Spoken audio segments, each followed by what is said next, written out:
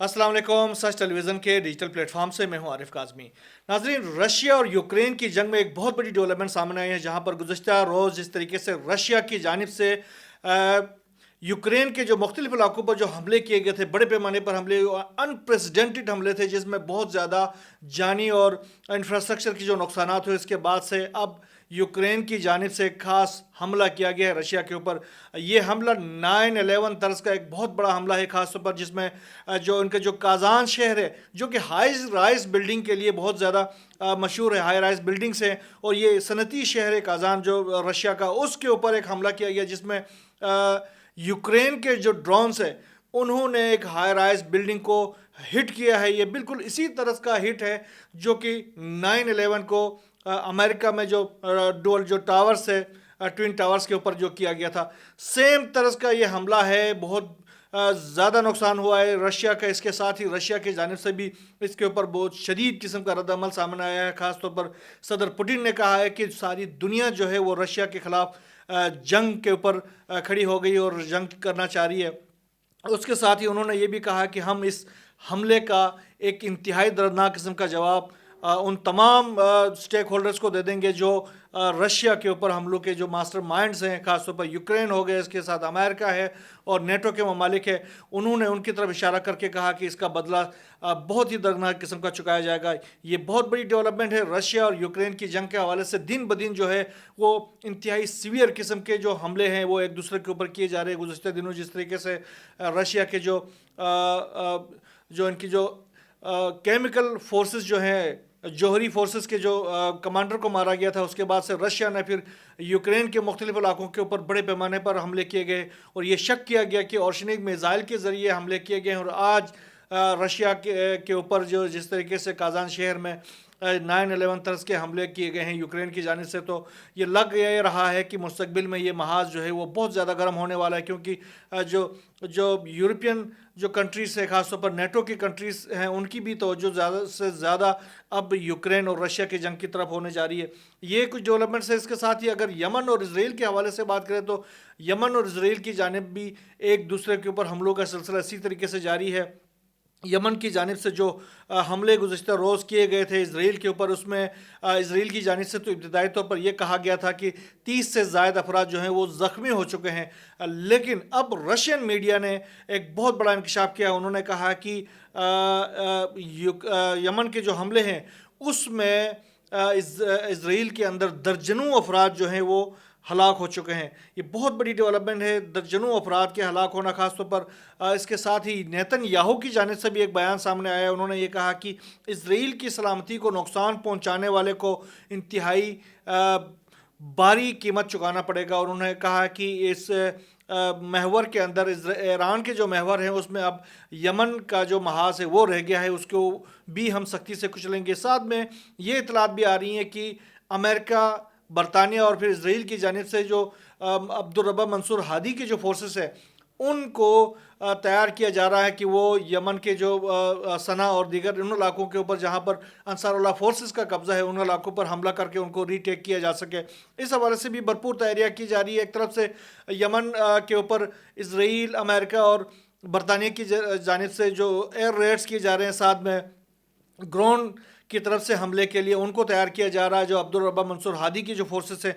तो वो आने वाले दिनों में ये महाज बहुत ज़्यादा गर्म होने के इम्कान नज़र है। इसके साथ अगर हम फ़लस्तीन का रुख करें तो फ़लस्तीन के जो मुजाहिदीन हैं उन्होंने भी इसराइल के ऊपर एक बहुत बड़ा हमला किया है। ख़ास तौर पर जो जहाद इस्लामी की जो अस्करी विंग है सरायुल कुद्स, उनकी जानिब से नत्सारिम के में जो इजरायली फोर्सेस का जो कमांड एंड कंट्रोल सिस्टम है उसके ऊपर 107 से ज़ायद मिज़ाइल दागे गए हैं, जिसके नतीजे में मुतअद्दिद इजरायली फोर्सेस हलाक हो गए और मुतअद्दिद ज़ख्मी हो गए हैं।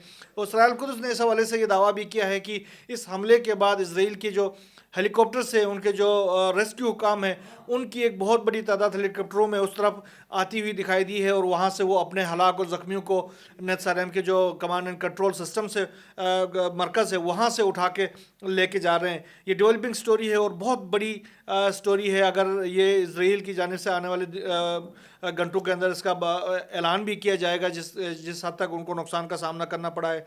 شام کے اگر محاذ کا دیکھیں تو شام میں اسرائیل کی جانب سے ایک بار پھر دمشق کے مختلف علاقوں پر حملوں کی اطلاعات سامنے آئی ہیں. خاص طور پر دمشق میں بشار الاسد کی جو فورسز کی جانب سے رہے سے کچھ علاقوں میں جو ان کے جو ایمونیشن کے جو ذخائر ہیں ان کے اوپر اب بھی اسرائیل کی جانب سے حملے کیے جا رہے ہیں. اسی سلسلے کی ایک کڑی ہے. اس کے ساتھ ہی اسرائیل کی جانب سے شام کے 2 مختلف دیہاتوں پر مزید کنٹرول حاصل کیا گیا ہے. خاص طور پر یہ جو علاقے ہیں صوبہ دراک ہے، الیرموک میں آبی ذخائر میں واقع جو جملہ کا علاقہ ہے، اور مغاربہ کا جو دیہات ہے، ان دونوں دیہاتوں کے اوپر اسرائیل کی جانب سے باقاعدہ قبضہ کر لیا گیا ہے. یہ 2 دیہات بھی اب ان کے قبضے میں آ چکے ہیں، اور ان جو دیہاتوں کے جو مکین ہیں انہوں نے بڑے پیمانے پر اسرائیل کے خلاف احتجاج بھی کیا ہے. اس کے ساتھ ہی صدر اردوان رجب طیب اردوان کا ایک سٹیٹمنٹ سامنے آیا. انہوں نے کہا کہ ہم شام میں اسرائیل کی جانب سے شام کی جو علاقائی سالمیت ہے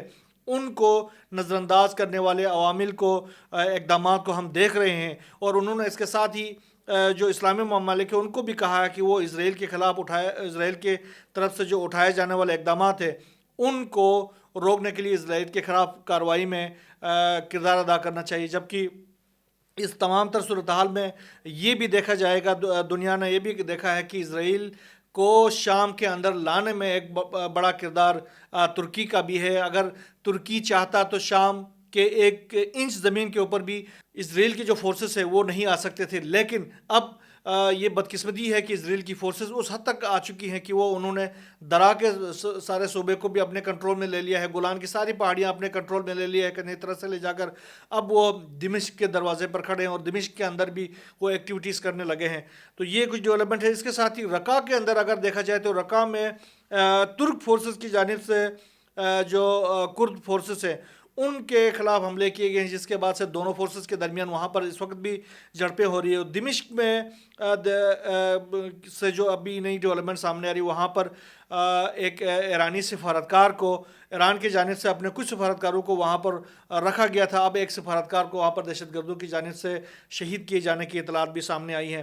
اس کے ساتھ ہی اگر دمشق کی جو گورنمنٹ جو فارمیشن کے حوالے سے اگر بات کی جائے تو امریکہ اور ایران کے درمیان بھی ایک نیا تنازع کھڑا ہو گیا ہے. ایران کے 2 شہریوں کو امریکہ کے جانب سے گرفتار کیا گیا ہے. اس میں سے ایران کا ایک جو شہری ہے محمد عابدینی، اور دوسرا یہ ایران میں ایک کمپنی تھے اس کے شریک بانی تھے، جبکہ دوسرا جو مہدی صدیقی ہے وہ میساچوسیٹس میں قائم ایک سیمی کنڈکٹر بنانے والی کمپنی میں جس کا نام ہے اینالاگ ڈیوائسز ان کے ملازم تھے. ان دونوں کو امریکی گورنمنٹ کی جانب سے گرفتار کیا گیا ہے. خاص طور پر یہ جو سوئٹزرلینڈ اور ایران کے جو مشترکہ جو شہری ہیں، ڈوئل شہری جو ہیں محمد عابدینی، ان کو امریکی حکومت کے مطالبے کے اوپر اٹلی میں گرفتار کر کے امریکہ کے حوالے کر دیا گیا تھا. جبکہ ایرانی نژاد جو امریکی شہری ہیں جو مہدی صدیقی ہیں وہ میساچوسیٹس کے علاقہ ہے ناٹک، وہاں کے رہنے والے تھے. ان دونوں کو گرفتار کیا گیا ہے.